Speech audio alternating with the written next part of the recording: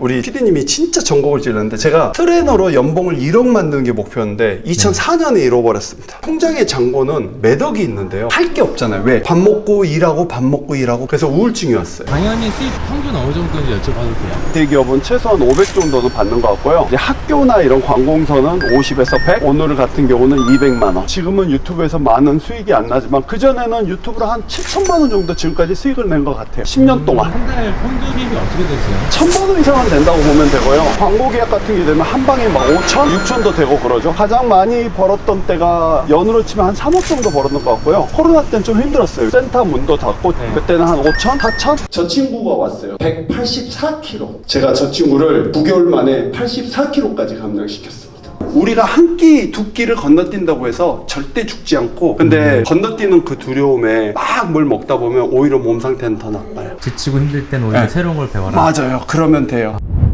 네, 안녕하세요. 다음 스케줄이 있어서 가고 있는 중입니다. 어디로 가시나요 지금? 저는 이제 낙성대역까지 걸어가서 지하철을 타고 삼성동으로 갈 겁니다. 따로 차로 이동? 저는 대중교통이 가기 어려운 데만 차를 가지고 다니고요. 어차피 걸으면서 지하철에서 책소 좀 보고 이렇게 날씨 좋은데 그러니까 운동을 꼭 센터에서 하시지 마시고 이렇게 걸어 다니면서 운동하면 좋은 것 같아요. 알아보시는 거 좀 알아보시면 가끔 용기 있는 분들이 와서 사진 찍자 하면 사진도 찍어드리고 오히려 저는 좋은 것 같아요. 제 오래된 팬들은요 목소리만 들어도 알아요. 강연하신다고 하셨는데 네네. 오늘 강연 주제가 어떻게 되나요? 기능의학 의사 선생님 4분과 저까지 해서 5명이 동의 오감이라는 주제를 가지고 뭐 예를 들어서 저 같은 경우는 당신이 아프고 살찐 건 당신 책임이 아닙니다. 우리 닥터조 같은 경우는 먹고 살기 힘들다. 유호성 박사님 같은 경우는 아토피는 표효병이 아니다. 뭐 이런 주제를 갖고 이제 사람들 앞에서 기능의학적으로 치료법이나 유지법을 알려주죠. 5분이 하시는데 4분은 의사분이신? 네, 4분은 다 의사시고요. 저만 이제 트레이너인데 제가 이분들하고 좀 인연이 있고 아무래도 저는 이제 일반 트레이너가 아니라 약간 병을 고치는 트레이너? 그분들이 예전부터 같이 함께 해주시더라고요. 영광이죠. 저한테 의사 선생님과 같은 자리에 쓸 수 있다는 게. 강연은 한 달에 몇 번 정도 하세요? 이제 코로나가 사회적 거리두기가 끝나가면서 올해 처음으로 하는 것 같고요. 코로나 이전에는 1년에 한 6번에서 8번 정도는 했던 것 같아요. 강연이 수입 비중에서 차지하는 게 몇 프로 정도 되세요? 한 20%에서 10% 정도. 해당 평균 어느 정도인지 여쭤봐도 돼요? 보통 이제 제가 우리나라 대기업은 최소한 500 정도는 받는 것 같고요. 그리고 이제 학교나 이런 관공서는 50에서 100, 오늘 같은 경우는 200만 원. 유튜브는 시작하신 지 얼마나 되셨어요? 올해 8월이 딱 10년 되더라고요. 그전에는 다음이 이제 카카오로 넘어가기 전에 TV팟이라는 거에서 피트니스 고수로 해가지고 거기선 1억 뷰가 넘게 뷰가 나는데 그땐 돈을 못 벌었고요. 다음 나쁜 놈들 돈도 안 죽어요. 근데 이제 유튜브로 넘어오면서 이제 수익 계정이 생겼는데 제가 원래 초창기 운동 크리에이터로는 가장 좋았는데 제가 이제 중간에 사업을 한다고 내려놓으니까 이 유튜브 계정이라는 게 한 번 인기가 떨어지면요 다시 살리는 게 참 어렵더라고요. 그래서 지금은 명맥만 유지하고 있고요. 지금은 유튜브에서 많은 수익이 안 나지만 그전에는 유튜브로 한 7천만 원 정도 지금까지 수익을 낸 것 같아요. 10년 동안. 저는 이제 영상을 편집해 주는 분이 없어서 그냥 저는 아무것도 안 하고 그냥 찍어서 올리는데 그래도 요즘 숏을 돈을 주다 보니까 이번 달에 한 40만 원 정도 벌었더라고요. 한 달 평균 수입이 어떻게 되세요? 1,000만 원 이상은 된다고 보면 되고요. 예를 들어서 광고 계약 같은 게 되면 한 방에 막 5천, 6천도 되고 그러죠. 가장 많이 벌었던 때가 연으로 치면 한 3억 정도 벌었는 것 같고요. 코로나 때는 좀 힘들었어요. 왜냐하면 센터 문도 닫고 주수익원이 수업을 못해서 그때는 한 5천, 4천 이렇게 벌었었죠. 요즘 보면은 대형 헬스장보다는 PT, 1대1 PT샵들이 더 많이 생겨나는 추세인 것 같은데 네네. 어떻게 보세요? 그 이유는 이제 사람들이 건강에 대해서 몸 만들기에 대해서 너무 이제 당연히 생각하고 요즘 MZ세대들은 자기 투자를 좀 잘하는 것 같아요. 앞으로는 대형보다는 계속 이렇게 PT샵이 더 잘 될 겁니다. 무인으로 하는 헬스장도 본 것 같아요. 맞아요. 무인으로 개인 운동 하는데 사람들 눈치 안 보고 하려고 하는 데도 많이 있어요. 네네. 그거는 시장을 어떻게 보세요? 근데 그게 아무래도 기구가 적고 처음에 몇 번은 가보는데 사람이라는 게 같이 어울리는 걸 좀 좋아하잖아요. 내가 몸이 좋은데 봐준 사람이 있어야지 혼자 하면 의미가 없잖아요. 그래서 그거는 약간 틈새 시장이라고 생각하고 있어요. 지금 20대 초반, 20대 중반 회사를 다니고 있는 사람들이 파이프라인에 가장 접근하기 쉬운 게 어떤? 저는 블로그하고 유튜브요. 세상에서 누구나 다 할 수 있는 게 작가라고 생각해요. 왜냐하면 그냥 그냥 쓰기만 하면 되니까 자기의 경험을 써놓는데 어느 날 그게 남에게 유용하게 되면 돈이 되잖아요. 그래서 당장 뭘 할까 고민하지 말고 블로그 잘할 필요 없어요. 하다 보면 늘어요. 유튜브도 특별한 거 없어도 돼요. 여러분의 일상을 올려도 돼요. 그게 쌓이다 보면 어느 날 돈이 돼요. 그래서 주저하지 마시고 큰 돈 안 드는 거면 빨리 하십시오. 그게 돈 버는 겁니다. 예, 저는 환자혁명의 저자 조한경입니다. 네, 미국 카이로프락터고요. 지금 유튜브 닥터조의 건강이야기 채널을 운영하고 있고 기능의학과 질병보다는 건강에 대해서 이야기하는 사람입니다. 운동을 계속하면은 몸에 안 좋다는 사람들도 요즘 나타나고 있는데 네. 어떻게 생각하시나요? 아놀드 선생님은 운동을 오래 하셨잖아요. 그리고 몸으로 증명하고 계신데 운동도 여러 가지 나름이 있죠. 경쟁을 하기 위한 올림픽 선수들, 마라톤 선수들이 다 건강한 건 아니거든요. 네. 수명도 짧아요. 바디빌더 분들도 아름다움을 과시하기 위해서 너무 과도한 근육에서 심장에 무리를 주는 경우도 있으니까. 근데 그런 운동과 꾸준하게 많이 하지만 약물을 쓰는 게 아니고 자연적으로 하는 운동들은 좋습니다. 운동은요, 밤에 잠을 잘 자게 하고 살을 빼는 차원 이런 게 중요한 게 아니라 우울증을 없애주고, 운동하지 않고 밤에 잠을 못 잔다, 운동을 해보시는 게 좋아요. 여기 5분이 강연을 하시는데 네. 다 의사 선생님들이시잖아요. 그중에 이제 유일하게 트레이너로 오셨는데 어떻게 생각하시는지. 선생님들은 이제 안에 피검사지 들여다보고 환자분들을 이렇게 세밀하게 들여다본다고 한다면 실질적으로 실천을 시켜주는 분은 또 트레이너이기 때문에 굉장히 중요한 역할을 하신다고 봐요. 닥터조였습니다. 예. 안호동 대장님 오늘 행사하신다고 해서 제가 직접 만든 김을 가지고 왔습니다. 충남 태안에서 친환경 유기농 곱창김 양식하고 있는 네. 어부 김장수라고 합니다. 곱창 돌김이 뭔가요? 이빠디 돌김이란 이름으로 모양이 곱창처럼 꼬불꼬불하다고 해서 곱창 돌김이라고 흔하게 이제 알려져 있죠. 건강한 식재료를 네. 안호동 대장님이 찾으시다가 저랑 같이 만나시게 됐는데 김으로 할 수 있는 뭐가 있을까 그거를 같이 고민하고 있습니다. 태안까지 오셨었어요? 만난 지 이틀 만에 오셨어요. 그 전에 알고 지냈던 것도 아니고 김 얘기를 들으시고 바로 스케줄 비워가지고 내려오셨었어요. 안녕하세요. 건강한 아놀동 선생님을 어떻게 생각하시나요? 건강에 대해서 다시 한번 제대로 생각하게 해준 정말 은인이십니다. 네, 아놀동 대장님을 처음 알게 돼서 조한경 원장님도 알게 됐고 이 행사의 시작은 아놀동 대장님을 알게 된 거예요. 진짜 짱.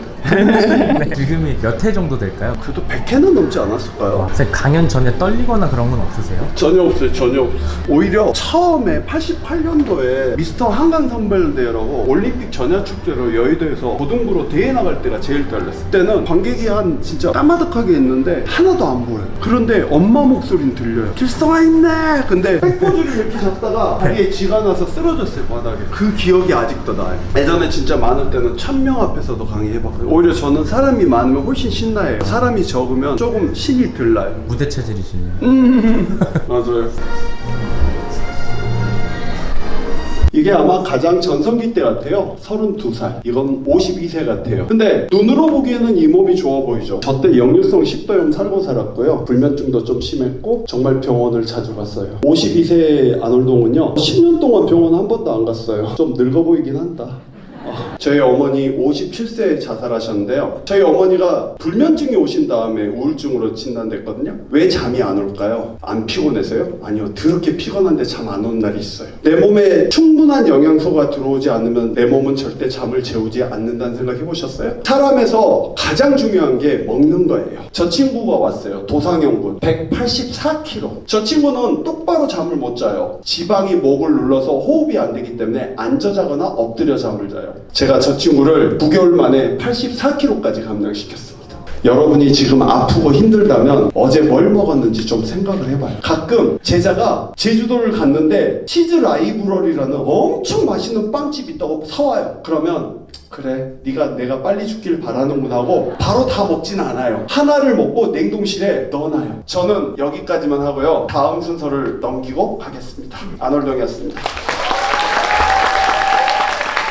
소감이 어떠세요? 일단은 그래도 네. 제가 건강전도사 아놀동이잖아요. 저분 중에 한 명만 변해도 괜찮아요. 왜냐면 제가 좋아하는 말이 있어요. 나 낳고뗀들 이 풀밭 꽃밭들이 낳고떼고 놓고떼면 언젠가 이 풀밭은 꽃밭들이. 한 분만 변하면 그분의 가족이 변할 거니까. 저는 저분들한테 생명을 나눠주는 거예요. 왜? 제가 부모님의 힘듦을 자식으로서 겪었기 때문에 그런 가정이 안 생기게. 아, 그래도 내가 건강전도사로서 잘 살고 있고 더 공부 열심히 해서 나중에 더 좋은 얘기 해줘야지. 이런 생각하죠. 공복이 좋다 좋다고 하셨는데 네. 바빠서 끼니를 제 시간에 잘 못 챙기는 경우도 있잖아요. 네. 불규칙한 식사인데 공복을 하는 것도 좋을까요? 이렇게 생각하시면 돼요. 바쁘다고 아무 걸로나 챙기지 마시고 차라리 공복을 즐기다가 편하게 먹을 수 있는 시간에 먹어도 돼요. 사람은 기아에 잘 적응되도록 돼 있어요. 그게 뭐로 볼 수 있냐면 우리 몸의 체지방률이에요. 남자는 15%에서 20이 표준이고 여자는 20에서 25%가 표준인데 왜 여자가 5%가 많냐면 여자는 임신했을 때 대비해서 5%의 지방을 더 갖고 있어요. 그 지방은 우리가 기아 상태에서 심장을 뛰게 하고 뇌를 움직여주고 장기를 움직여줘서 생존을 위해서 있는 거예요. 그래서 제가 농담삼아 얘기하는데 체지방이 50% 넘어간 사람은 건물이 붕괴돼서 한 달을 있어도 죽지 않아요. 미국에서 실화인데 고도비만 친구가 욕조에 들어갔다 껴서 못 나와가지고 한 달 동안 거기에 갇힌 적이 있거든요. 살아 있었어요. 그만큼 우리가 한 끼, 두 끼를 건너뛴다고 해서 절대 죽지 않고 오히려 그거는 행복하게 생각하면 돼요.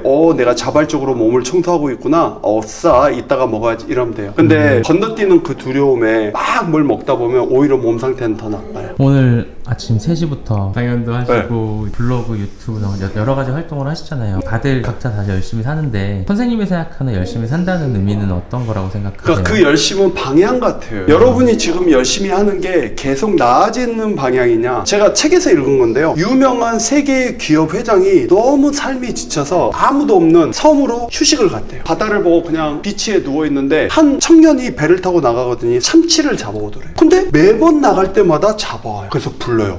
청년 매일 나가. 일주일에 한 번 나가지 말고. 그럼 뭐예요? 그걸로 배를 더 큰 걸 사. 그래서 더 많이 잡아. 그리고 나서 사람을 고용해. 그래서 또 잡아. 왜요? 그러면 좋지 않아? 전 지금이 행복한데요. 이거 같아요. 열심히의 의미는 내가 행복하면 되는 것 같아요. 여러분의 삶이 지금 어떻든 내가 행복하면 되는데 행복하지 않다면 올바르게 설정하고 노력하세요. 저는 그게 열심이라고 생각합니다. 선생님은 매너리즘이나 가끔씩 지칠 때가 있을 거잖아요. 분명히. 있었죠. 그걸 극복하는 본인만의 방법이 있으세요?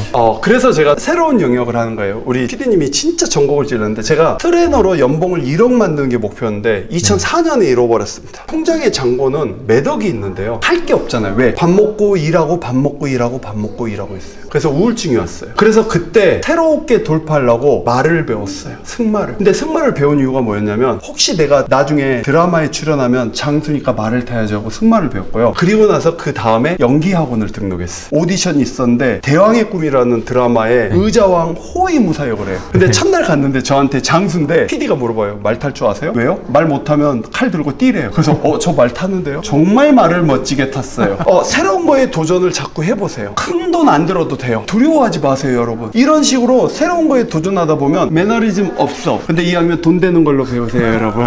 제가 방송에 말 안 한 게 있는데 저는 소믈리에 바리스타 자격도 있어요. 자, 나중에 술과 커피를 팔 수 있는 카페를 할 수 있는 조건이 돼요. 나중에 제가 세계적인 스타가 돼서 하면 얼마나 사람이 많이 오겠어요. 미리미리 준비하는 거예요. 그때 가서 못 배워요. 눈도 안 보이고 손도 혀도 맛이 가요. 새벽 3시에 하루를 시작해서 아직 스케줄이 남아있지만 행복해요. 왜? 사람은요 누군가한테 감동을 받을 때 행복해지는데 저 오늘 오히려 강의를 듣는 분보다 제가 더 감동을 받았어요. 저분들이 평일날 이 낮 시간에 저렇게 집중할 수 있다는 거. 여러분도 꼭 살면서 감동받는 사람이 되세요. 감사합니다. 네, 수고하셨습니다. 수고하셨습니다. 예. 구독과 좋아요 눌러주세요.